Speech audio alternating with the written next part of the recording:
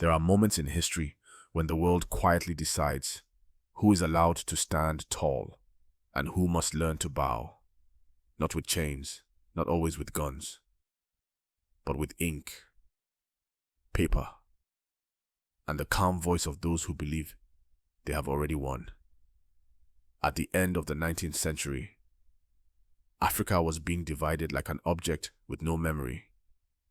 Lines were drawn by men who had never touched its soil, never heard its languages, never knelt at its graves. One by one, ancient nations were renamed, reduced, and reassigned. Some were told resistance was useless. Others were promised protection in exchange for obedience. And most were expected to accept it. But there was a place where the silence broke, not with a shout, but with refusal. This story does not begin with a battlefield. It begins before the weapons were raised, before the first shot was fired. It begins with a decision made in the mind and the spirit of a woman who understood something many rulers did not, that once a people accept the idea of being managed, ruled, or spoken for, the war is already lost. She lived in a world that did not expect women to decide the fate of nations. A world where wisdom was supposed to sit quietly behind curtains, where power wore a man's face, and where obedience was praised as virtue. But some people are born carrying memories that are older than the rules meant to contain them. She was one of those people. Long before the world learned her name, she understood a simple truth, passed down through generations. Land can be taken, wealth can be stolen, even lives can be lost. But dignity, once surrendered, is almost never returned. While foreign powers argued over Africa's future, she listened carefully. While others sought compromise for the sake of comfort, she measured the cost that would be paid by children not yet born. And when the moment came to choose between safety and self-respect, she did not hesitate. This is not a story about perfection. It is not a story about ease. And it is certainly not a story about being loved. It is the story of a woman who accepted that standing upright often means standing alone. By the time the world noticed Ethiopia had refused to kneel, it was already too late to rewrite the outcome. The decision had been made. The line had been drawn, not on a map, but in the soul of a nation. If you stay with this story until the end, you will understand why Ethiopia remained unconquered when so many others fell. And you will understand why one woman's refusal became a mirror held up to the entire African world. Because some people are not born to live quietly. Some are born to remind the world what standing tall truly looks like. Taytu Betul was born into a world where lineage was not decoration. It was responsibility. She came from the highlands of Simeon, a land shaped by mountains, thin air, and memory. In Ethiopia, the land itself teaches people how to stand. Nothing is flat. Nothing is given easily. And from this terrain came families who believed that who you descended from mattered not because it granted privilege, but because it demanded conduct. Taytu was born into the Solomonic line, a lineage believed to trace back to King Solomon and the Queen of Sheba. For outsiders, this might sound like legend, but for Ethiopians, especially in the 19th century, it was a moral framework. To carry that blood meant you were expected to protect the nation, preserve its faith, and guard its independence with your life if necessary. Her father, Ras Betul Haile Mariam, was a warrior and a nobleman, a man shaped by conflict and duty. He understood that power without discipline collapses quickly. From him, Taytu absorbed the idea that leadership was not about dominance, but about endurance. Her mother, Yeubda, came from the noble families of Gondar, a center of culture, religion, and political memory.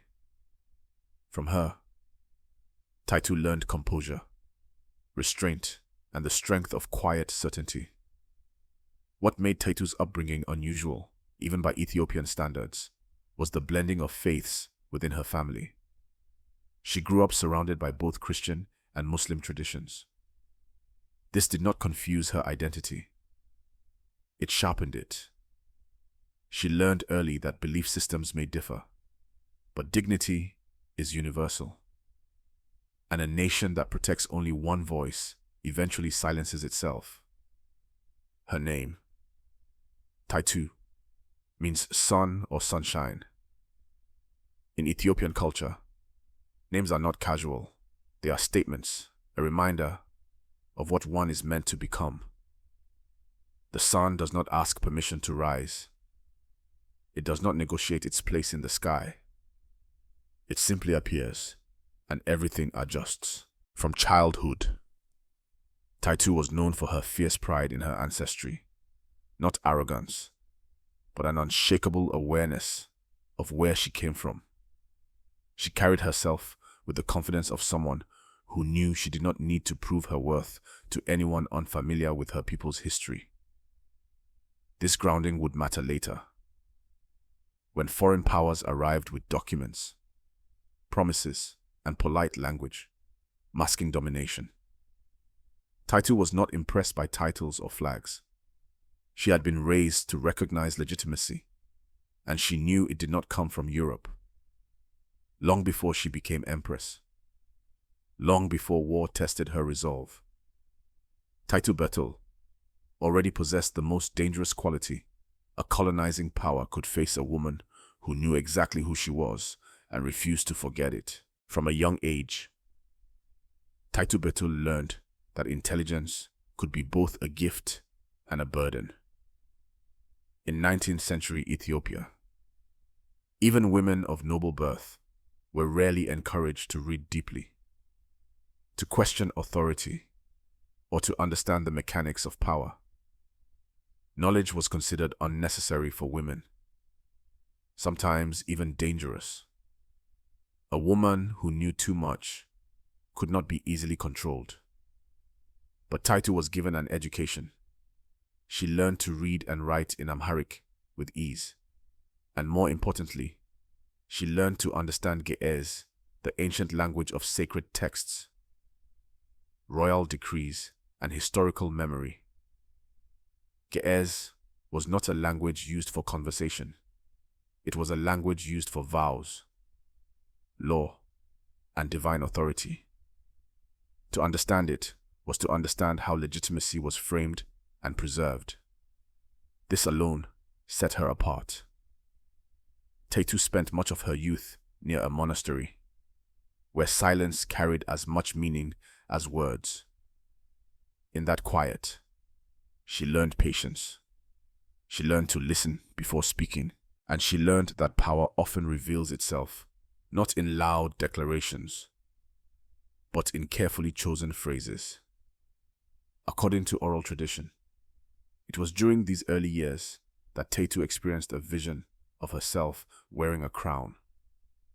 Whether this was a dream, a metaphor, or later interpretation matters less than what it reveals about how people remembered her. Even as a young girl, those around her sensed that she was not meant for an ordinary life. Her intellectual interests reflected a disciplined mind. She composed poetry, not for praise, but for precision of thought. She played chess, a game that rewards foresight over impulse. She played the begana, an instrument whose slow, meditative sound encourages reflection rather than display. These were not idle hobbies. They were tools shaping how she thought. how she waited, and how she decided. Taytu learned something crucial. Very early words could protect a nation, and words could destroy it.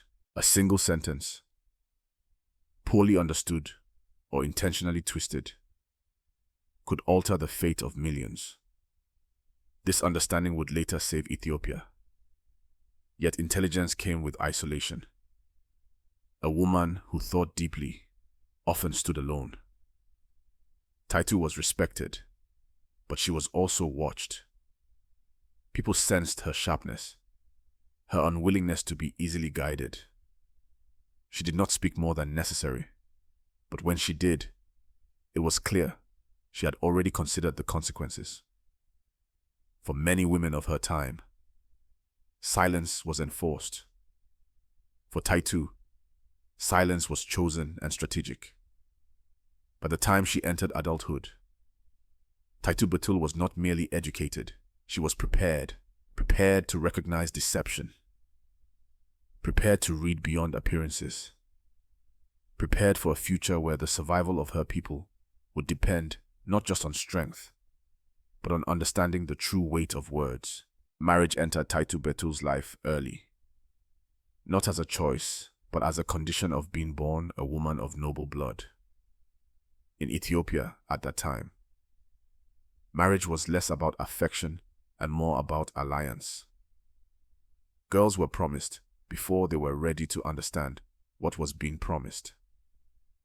Taytu was married for the first time when she was still a child, to a military officer serving under Emperor Tewodros.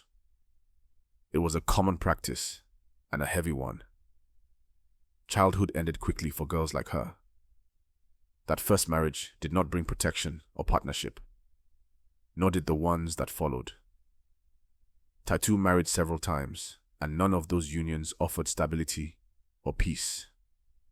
Some were marked by disappointment, one by abuse, others by quiet failure. Each ended not because she was weak, but because she refused to disappear inside a life that demanded her silence. There was another burden she carried quietly. Taytu could not bear children. According to oral tradition, she had been subjected to a practice in infancy that left her unable to give birth. In a society where a woman's value was often measured by her ability to produce heirs, this marked her as incomplete in the eyes of many. But Taytu refused that definition.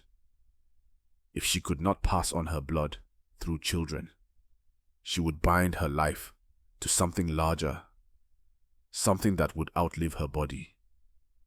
Ethiopia became that commitment. The land, the people, the future. Each failed marriage taught her something essential. She learned that dependence was dangerous. She learned that love, when offered, was often conditional. And she learned that waiting for protection from others left a woman vulnerable to their moods, their ambitions, and their cruelty. Instead of breaking her, these experiences refined her judgment. Taytu emerged more cautious, more observant, and less willing to surrender control of her life. She no longer entered relationships with illusions. She entered them with clarity. For many women, repeated disappointment would have led to resignation. For Taytu, it produced resolve. She stopped looking for safety in individuals and began preparing herself for a role that required endurance, not comfort. These years were not a pause in her story. They were its forging. When Taytu later stood beside a king, she did not arrive as a sheltered consort. She arrived as a woman who had already survived what many never speak of. A woman who understood power because she had seen how easily it could be misused inside the home. And so, long before she faced foreign empires, Taytu Betul had already confronted another kind of domination, and learned that surrender was never the answer.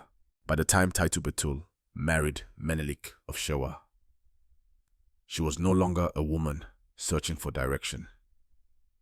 She was a woman who understood exactly what power demanded and what it cost. Menelik was not unaware of who she was.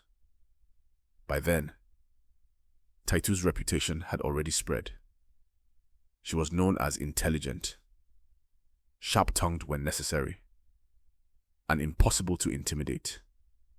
This marriage was not built on illusion.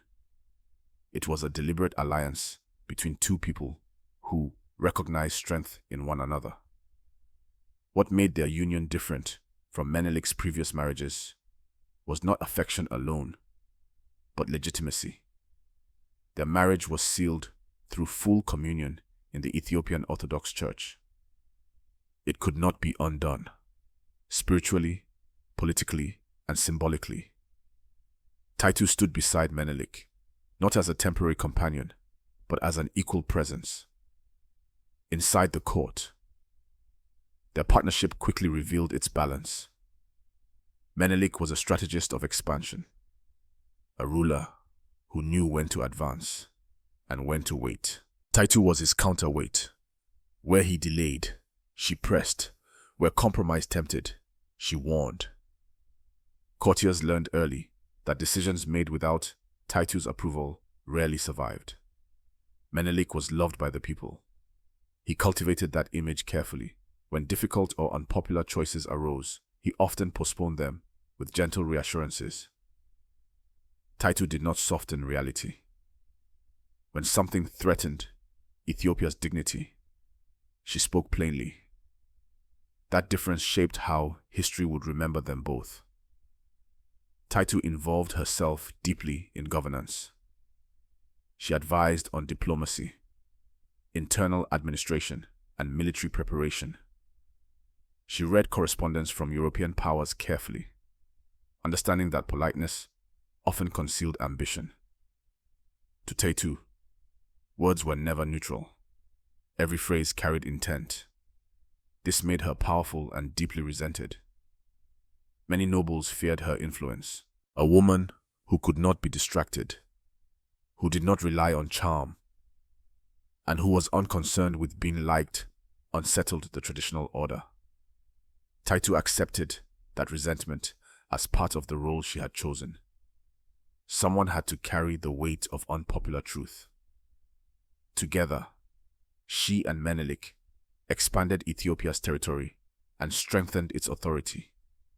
But while Menelik stood at the front of ceremonies, Taytu stood at the center of decisions.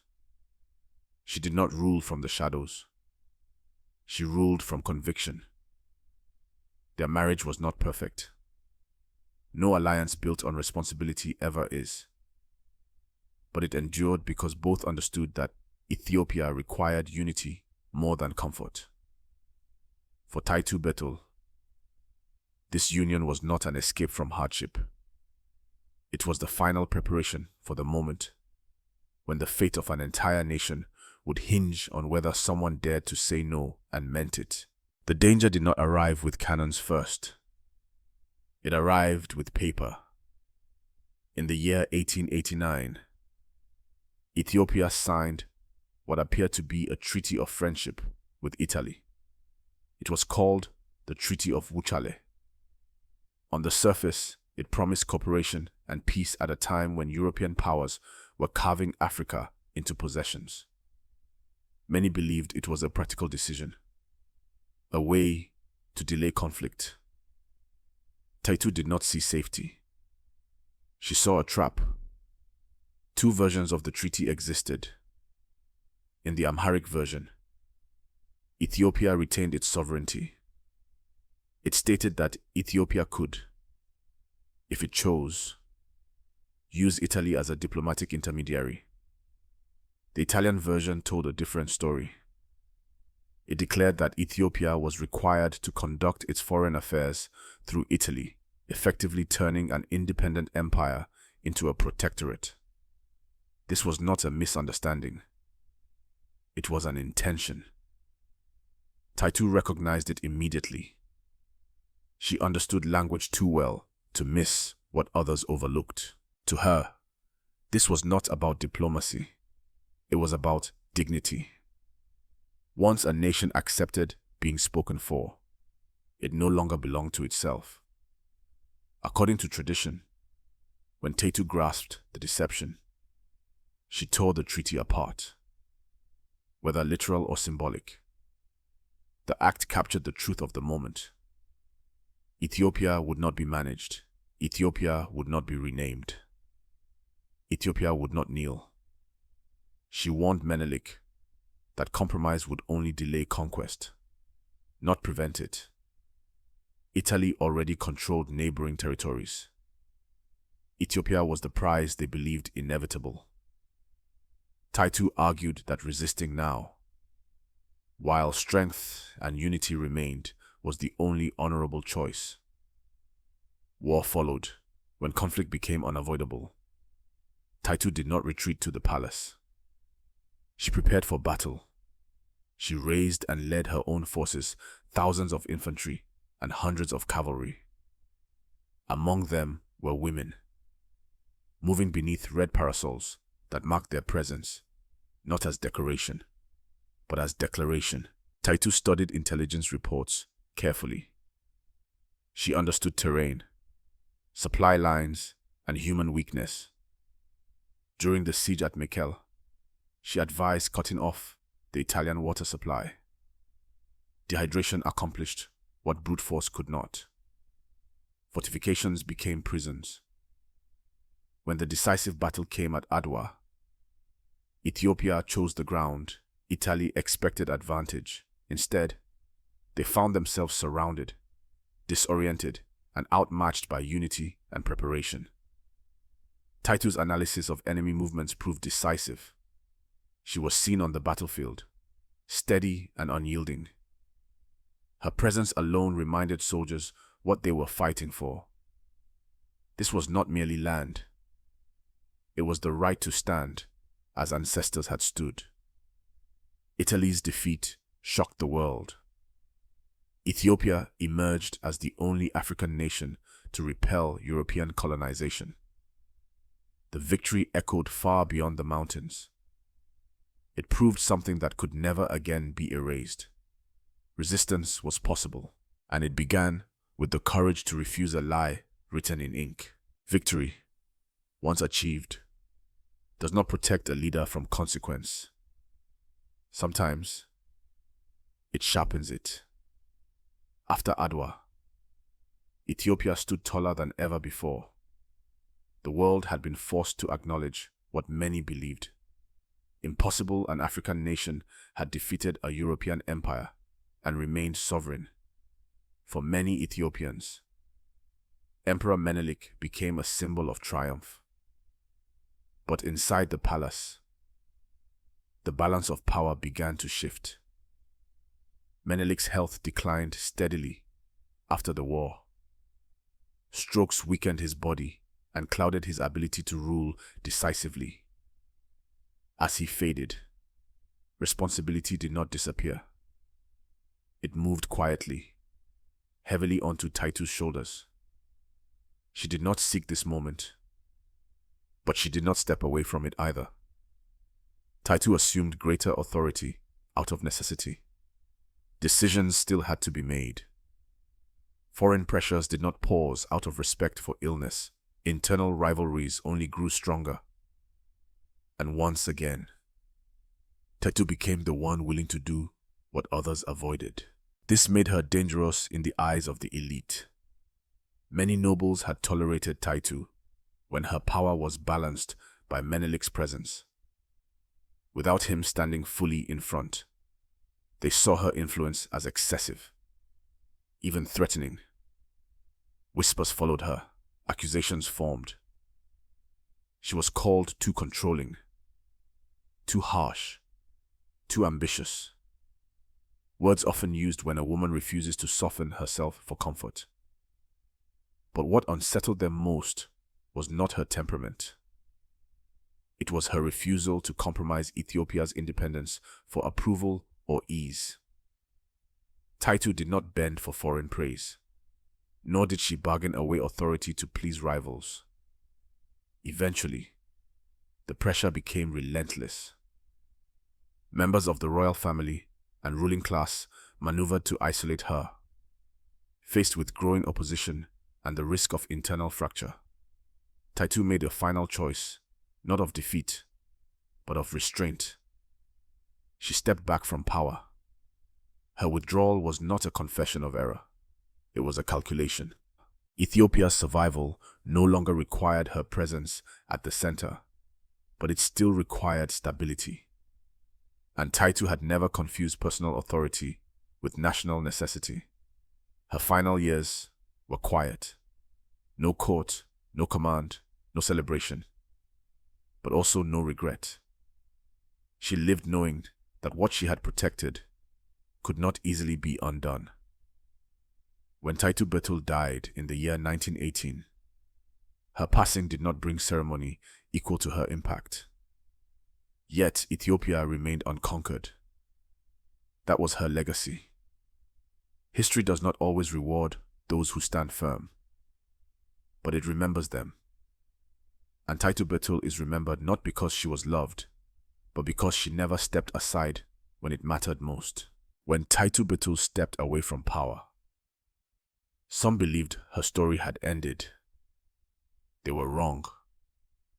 What followed was not decline, but distance. A distance that allowed her legacy to settle into the foundation of Ethiopia itself. Without commands or decrees, her influence remained present in the borders that held, in the independence that endured, and in the memory of a nation that had once stood at the edge of erasure.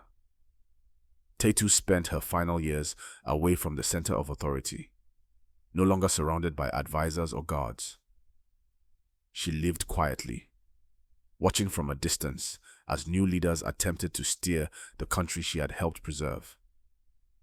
There was no bitterness in her retreat, only awareness. She understood that history moves forward, whether its guardians are praised or forgotten. She did not write memoirs. She did not defend her reputation.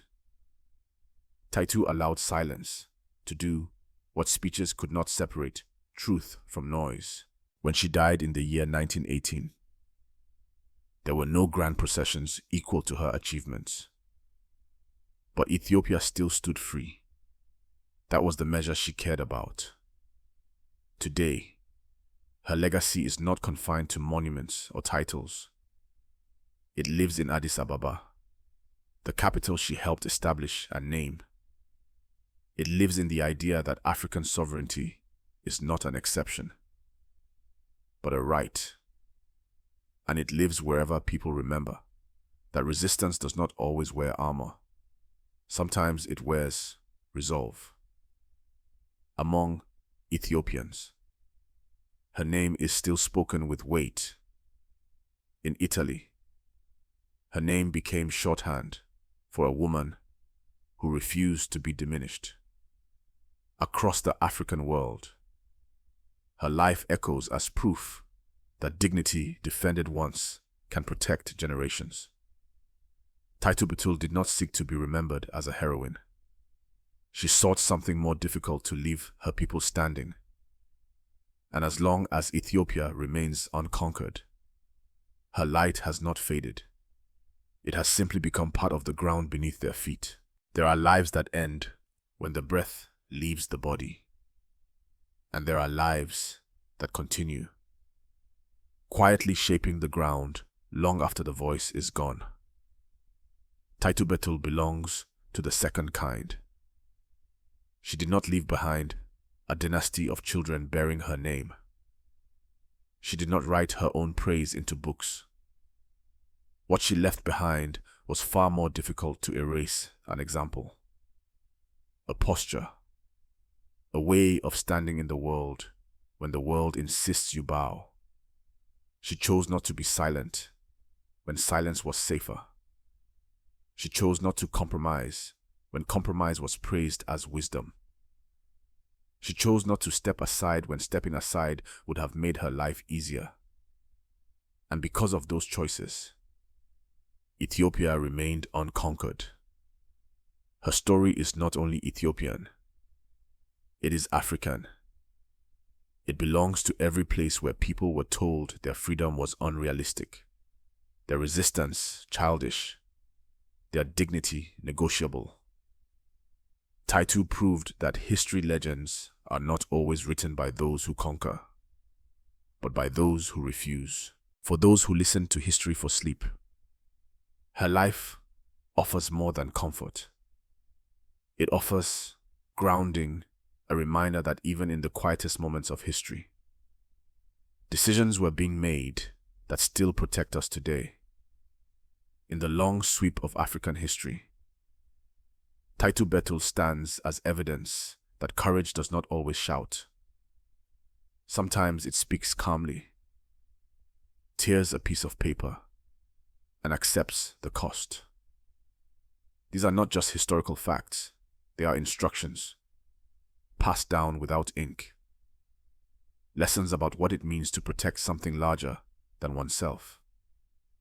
For the descendants of those who survived conquest, displacement, and erasure, her life speaks directly to Black history, not as trauma alone, but as triumph held with dignity. Taytu Betul was called difficult. She was called dangerous. She was called too much. History now calls her necessary, and as long as there are people who remember how to stand tall, her light remains.